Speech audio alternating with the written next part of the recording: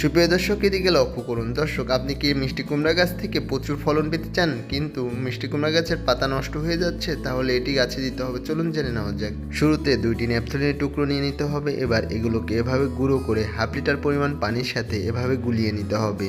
এখন এটির মধ্যে আরও 400 ml পরিমাণ পেঁয়াজের খোসা গুলানো পানি দিয়ে দিতে হবে। আমরা প্রত্যেকটি দ্রবণেই এটি দিয়ে থাকি।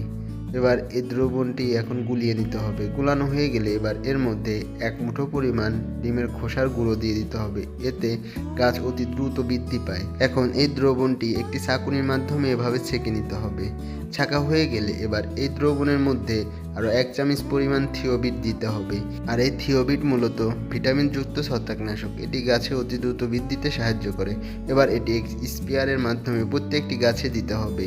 যে গাছগুলোতে পাতা এরকম নষ্ট হয়ে গেছে, এটি সব গাছের জন্য প্রযোজ্য। ধন্যবাদ সবাইকে।